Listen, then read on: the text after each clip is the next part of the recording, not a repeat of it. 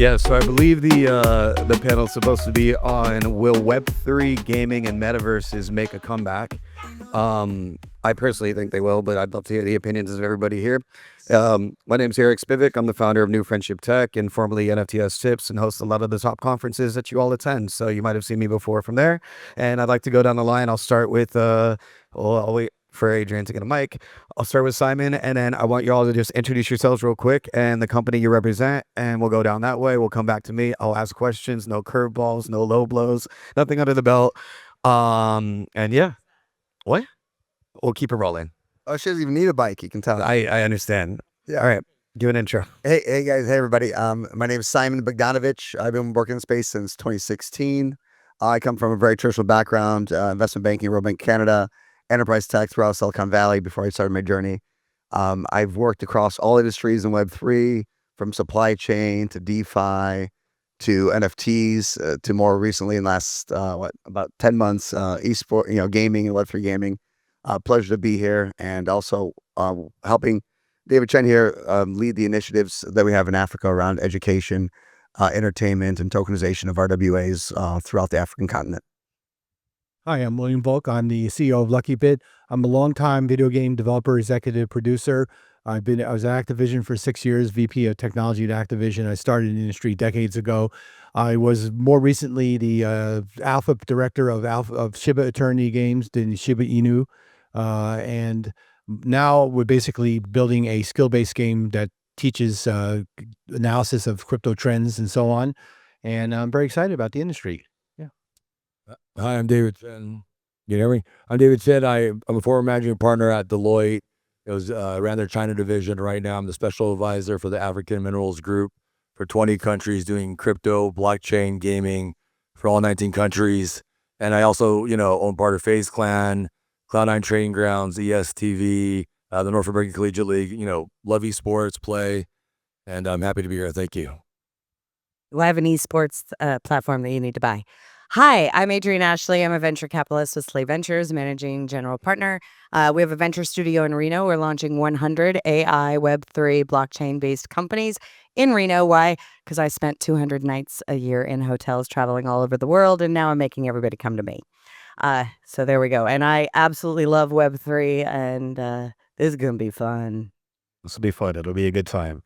Yeah, where to begin? And my name's Eric Spivak. If you missed it before, I run New Friendship Tech.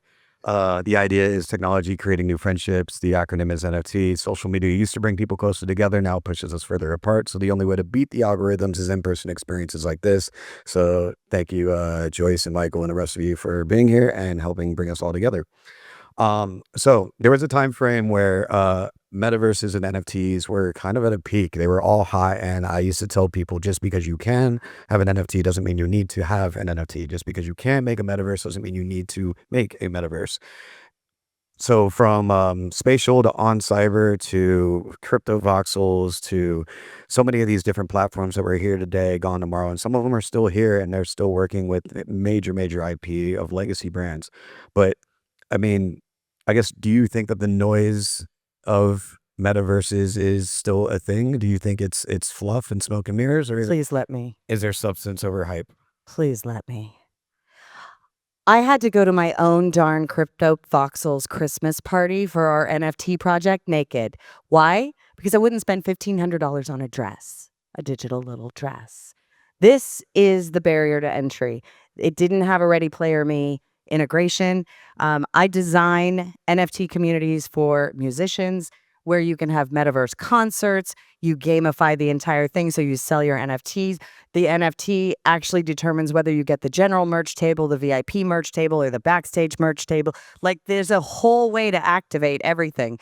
But instead, everybody went with rally tokens, which then again went and kabooey, because I'm sorry, stop selling securities, right? Like, there's a way to do this. The technology is not even, it's not even hard. It's not even expensive. But getting the people to do it, they're like, oh, we'll just build our group on Telegram. We'll just build our group on Discord. Once you build it, wherever you build it, they're never leaving. The other thing is, when you build it that way, I was roped into being a co-founder of an NFT project, and I did not realize that of our 26,000 Discord users, about 80% of them were under the age of 14. These are the problems. But I think it is going to come back, and I do think that you're going to see a resurgence, especially of Web3, when we start going consumer-facing and making it as easy to onboard as email. The thing that's gone with Web3 in terms of metaverses is that people have launched metaverses with beautiful graphics and stuff. After I did SHIB Eternity, I was asked to find people to work on the SHIB metaverse. And so who did I bring in? I brought in Marcy Jasper, who's fantastic. She brought in the digital director from the movie Gravity, really great people. They built an incredible demo and all that. They sold land nobody, it didn't really launch. And so that's really unfair, and that's really a bad thing. I personally don't appreciate having people knock on the door and asking me questions about what's going on like that. So that didn't happen to me, but it happened to other people. I think games is definitely going to get much bigger. Games are going to grow. Web3 games are going to grow. We have models of things out there that work in games right now. India has $1 billion industry, which is people playing rummy against each other. That will migrate to the blockchain. The prediction game market is $10 billion a year. That is a real thing on the blockchain. As far as metaverse goes, yes, using a metaverse for a meeting or for a show, that makes a lot of sense. But I think if metaverses were to become universal, it would be like the web, where you could be in a metaverse and you'd be in another metaverse, you'd be in another metaverse, you would be in SHIB land, you'd be in Doge land, you'd be in Bitcoin land. But it's not that way. I actually advised a company called Olaboro that was trying to do that. It should run on the web. It should run right in your browser, and it should be something that is easily linkable. And the grandma problem, Michael's right. If this stuff is hard to use, no one's going to use it. Onboarding is a pain in the ass for everyone, and we are going to work really hard to make sure we do a good job of that. You made one point that I think everybody needs to understand, that is the super crucial point on why the metaverse doesn't work. You're limited to one place at one time. How many of you have 40 tabs open at once? Yeah. Or more, you mean? I have 40. 40 or more, of course. 40. Yeah. That's the minimum. So it needs to be more like the web. It needs to be more open and all that. That's just my opinion. I could be wrong. And also the massively multiplayer game world is, I know people were doing, instead of doing Zoom conferences during the lockdown, they were using Red Dead Redemption, because it's nice to have a conference with the howling wolves in the background. It's really very pleasant. Yeah. In my opinion, Web3 gaming really is, gamers are really two main things in my mind. They're sticky, but they're also cynical, right? A lot of Web2 gamers, console gamers, mobile, what have you, they don't want to go through Web3 games for like many obvious reasons. They've seen the scams. They think it's all play to earn. It's all about guilds and just making money. But the gaming experience that they know of, things for the likes of Activision and many others, right? Games, what have you, isn't there. The fun isn't there. Right, the stickiness isn't there. You can't get sticky if you're not going to really onboard those people in the first place. So, I think we need to get back to basics. And that being said, I am one of the co-founders of GameSpark, which is a game hosting tournament platform built for Web 2 and Web 3 games, where anyone can host a tournament themselves. You can run $1 million tournament in Dubai from some where they can host all their friends in off the grid right next to a PUBG game. And have actual token be integrated into that ecosystem that obviously sits outside the game itself. So there's deep layers to this, but I love gaming. I've been a gamer since I was 6 years old. My son's been a gamer since he was actually 3 years old. So that was pretty funny. Yeah, holding a controller. Tournaments work. I went to Korea in 2003 to give a talk on the future of games, and I'm in a PC Bang, which is a internet cafe, and I'm watching national TV StarCraft. People playing StarCraft on national TV. It's a real tournament. There's money involved. And I go, this is the future. Now, it took a little longer for the future to arrive, but I think esports, tournaments are a real proven model. Building games that depend on the value of an NFT going up, I think is a terrible proposition. I've been involved in the NFT world. I was an advisor to the owner-fi company that actually launched the first NFT app on the iPhone. But it's just, you want something that's based on, first of all, gameplay has to be wonderful. Stop building the economic model and then trying to figure out what kind of game you could do. Do a great game. Yeah. Well, you definitely know. I think I said this last year, and I said it the year before, and I'll keep saying it. The community that you have in gaming is not a community of gamers. They're a community of investors. That's it.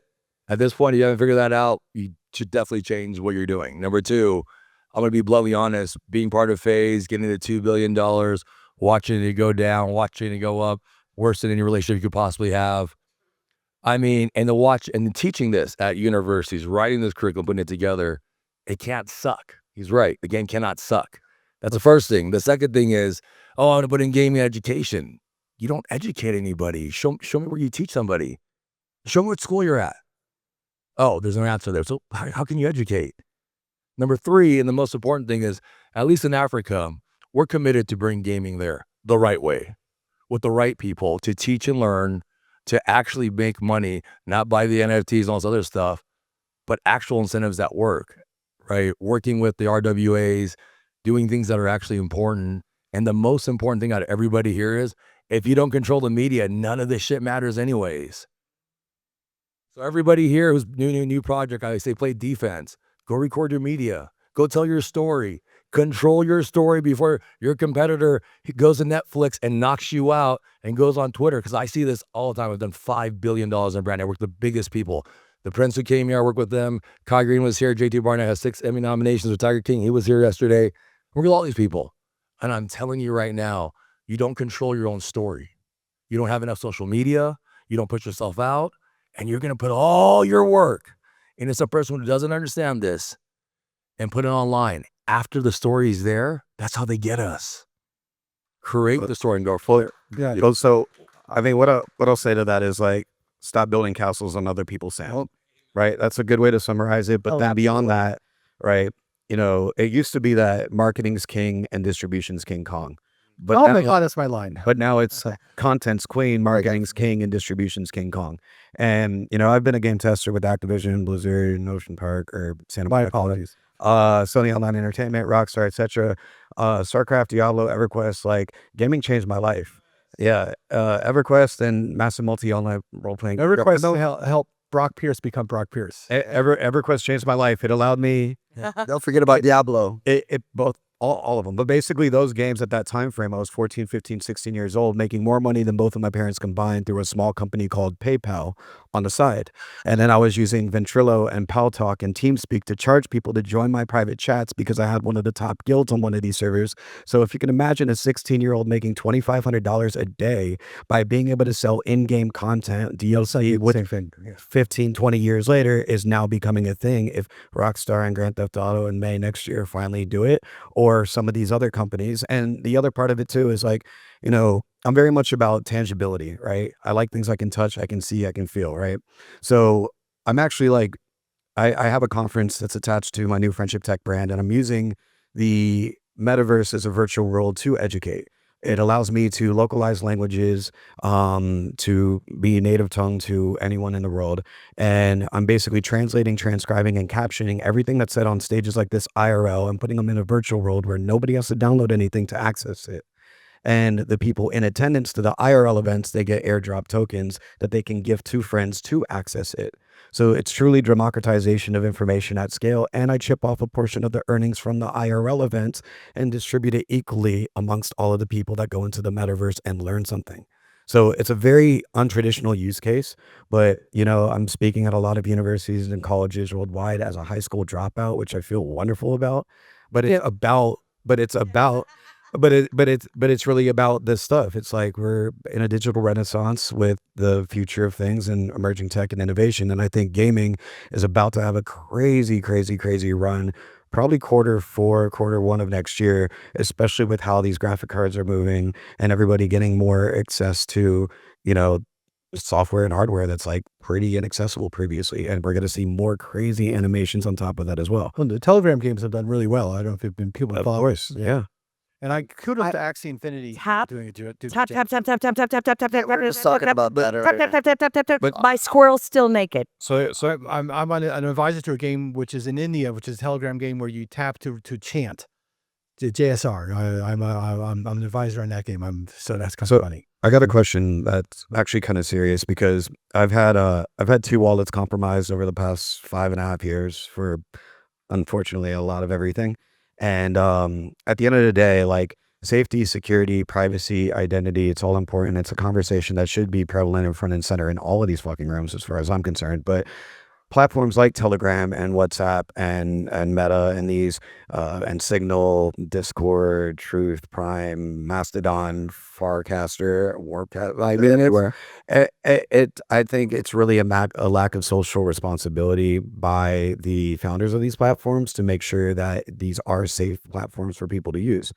That said, every other day there are scams happening behind the scenes, and we're producing games to make these platforms more accessible to people, especially youth. There's no KYC, there's no AML, there's nothing in terms of tape. So with the future of gaming being kind of integrated into these handheld devices and being accessible in seconds anywhere in the world, especially if you have a VPN, what do you feel the stigma is around gaming right now tied to monetization? It's education. It's educating the consumer about your product and really understanding what this is all about. Our commitment at AMSG is we're not just doing the RWA, we're not just doing gaming. We're committed to educating every single person from the school systems to college. That had to be signed before I signed any contract. Education, we want to teach them not to get scammed. We want to teach them the real value. We can restart over there. Less than 1.8% of VCs are in Africa. Where the hell else are you going to put your money in? Where else can you grow? There's nowhere else, right? And so that's the opportunity. And when you educate them and actually learn, and educating is, I made a lot of money and went 5,000% up. That's not education. You have to be financially competent, not literate, competent. Like actually how to make your money go from there. So I think if we can teach them, educate them, and establish that morale while we're doing it, it wins. And as a gamer, man, if it's boring, you're not going to listen to it, but you hear what everyone else says, but you want to be educated, right? And so if we take the time to educate people, especially the gamers, it'll win. And it's simple. One kid from GameStop beat Wall Street. I'll leave that one there. Now I want to talk about something, the big elephant in the room that a lot of people in the Web3 gaming industry don't want to talk about. That would be the entire population that is my son's age, who is 22, and believes that anything that has to do with monetization in a game is pay to win, and therefore the axis of evil.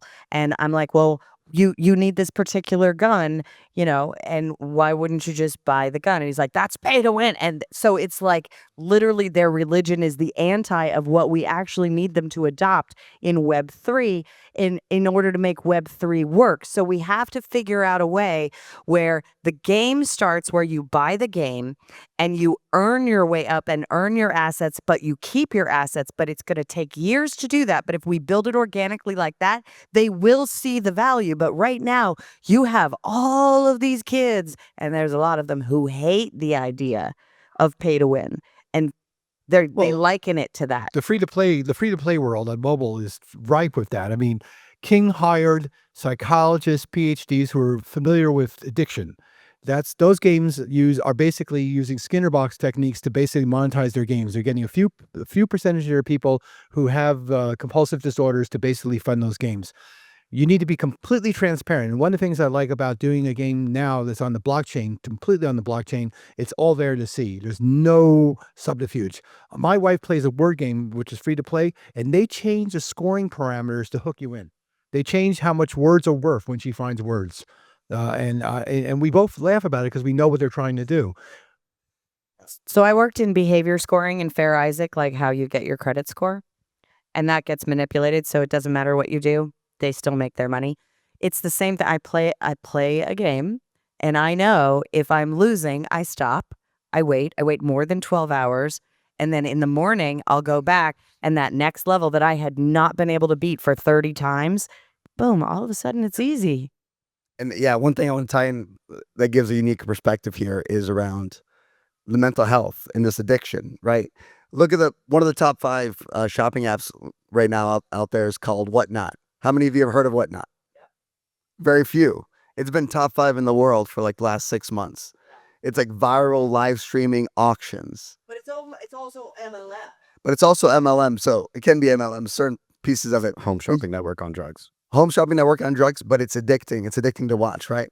And because I've been on myself, and I've been do collections and trading cards and collectibles and whatnot. But anyway, going back to it, it's you get, I at least want me, I get every week like how much screen time I had the previous week. What was my average daily rate? How many of us have over 4 hours, right? Everybody of screen time a day. How many have over 10 hours a day? A good amount too, right?